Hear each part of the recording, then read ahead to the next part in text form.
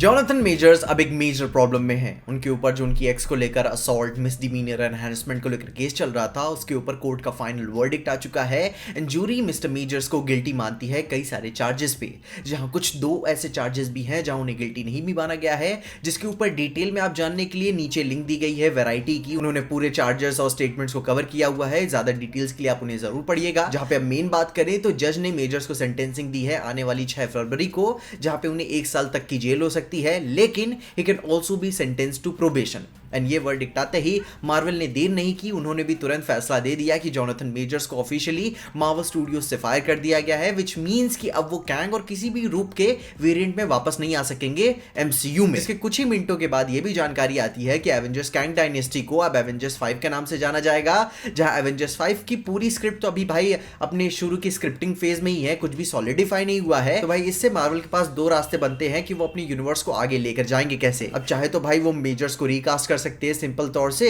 और जैसे दुनिया आगे बढ़ रही है वैसे ही आगे चल सकते हैं। जहां जॉन बोयेगा जैसे चर्चित नाम आ रहे हैं सामने कि मे बी शायद उन्हें कास्ट किया जा सकता है कहानी को नॉर्मल तरीके से आगे बढ़ाने के लिए, लेकिन जैसे अभी हम देख ही पा रहे हैं कि एवेंजर्स कैंग डायनेस्टी को एवेंजर्स 5 के नाम से जाना जा रहा है, तो इट लुक्स लाइक कि भाई वो एक पूरा नए विलन को ही भाई डेवलप कर रहे हैं, या फिर वो ऑलरेडी डेवलप कर चुके हैं, क्योंकि डॉक्टर डूम के नाम से काफी धुआं उड़ा था। अब देखो भाई, जहां रही मेरी पर्सनल बात इन सब इशू के ऊपर मैं क्या सोचता हूं, एंड कमेंट्स में फायर होने से पहले मैं बता देता हूं, आई लाइक जॉनथन मेजर्स। बंदा भले ही एमसीयू में थैनोस लेवल का रौला ना सेट कर पाया हो, मगर उसकी परफॉर्मेंसेस और ऑरा जब भी वो स्क्रीन पे लेकर आता था, ये बात समझ में आती थी, नजर आ जाती थी कि बंदे के पास बहुत ही बवाल पोटेंशियल है, लेकिन बस एक अच्छे प्रोजेक्ट की जरूरत है इस बंदे को वन ऑफ द ग्रेटेस्ट बनाने के लिए, क्योंकि भाई बंदे के पास टैलेंट है, बस प्रोजेक्ट उसके पास up to the mark hit नहीं हो पा रहे थे। मगर हमें ये भी बात समझनी चाहिए कि टैलेंट के साथ साथ एक सेंस ऑफ रिस्पॉन्सिबिलिटी भी आपकी रियल लाइफ में आती है, जो आपके साथ कभी नहीं छोड़। खैर, इट्स अ सैड सिचुएशन, क्योंकि भाई एमसीयू वैसे ही बदनाम था एंड इतना सारा बिल्डअप करने के बाद अब कहां हम जा रहे हैं, कहीं भी नहीं। जहां भाई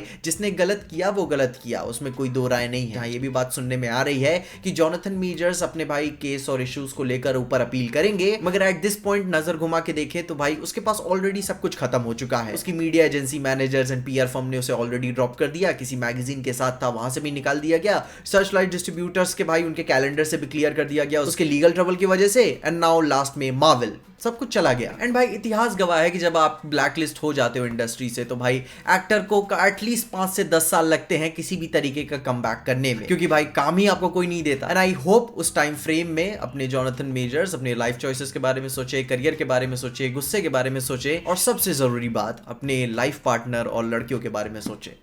थोड़ा ध्यान से। खैर, बाकी तुम अपने ओपिनियंस में कमेंट जरूर बताना कि जॉनथन मेजर्स के इस पूरे इशू के बारे में तुम क्या सोचते हो। एंड या इस अपने फाइनल वर्डिक्ट के बाद मैंने इंटरनेट पे काफ़ी सारे articles, news recordings and audio recordings and footages मैंने भी देखी, एंड टू बी ऑनेस्ट मैं पूरी तरीके से सेटिस्फाइड तो नहीं था जॉनथन मेजर्स के फाइनल वर्डिक्ट को लेकर, उन जो भी इंफॉर्मेशन पब्लिकली अवेलेबल कराई गई थी। मगर मैं ये भी बात समझता हूँ कि भाई कोर्ट में भी कई सारी चीज़ें दी गई हैं जो पूरी तरीके से पब्लिक नहीं की गई हैं, जिसकी वजह से मैं पूरा फाइनल डिसीजन भी अभी नहीं लेना चाहता, क्योंकि भाई जिसने गलत किया है वो गलत किया है। खैर, अपना पूरा मन बनाने से पहले मैं और इन्फॉर्मेशन चाहूंगा कि हाँ एक्चुअली में क्या सही लग रहा है, क्या गलत लग रहा है, वरना उससे पहले कोर्ट की बात देखते हैं। बाकी तुम अपनी ओपिनियंस में कमेंट जरूर बताना कि तुम्हें जो इन्फॉर्मेशन मिली है उससे तुम क्या सोचते हो, एंड या तुम आने वाले मार्वल के बारे में क्या सोचते हो, कि क्या लगता है फिर से वो सेटअप करेंगे, फिर से दुनिया बनाएंगे, पता नहीं कब तक चीजें सही से खड़ी हो पाएंगी। अपनी ओपिनियंस में जरूर बताना कि क्या तुम सेटिस्फाइड हो। एंड सारी बातों के साथ साथ एल्गोरिदम के हिसाब से तुम्हें ये वाली वीडियो पसंद आने वाली है, तो जाके जरूर चेकआउट कर लेना। मगर तब तक के लिए देखते रहिए पीजे एक्सप्लेन।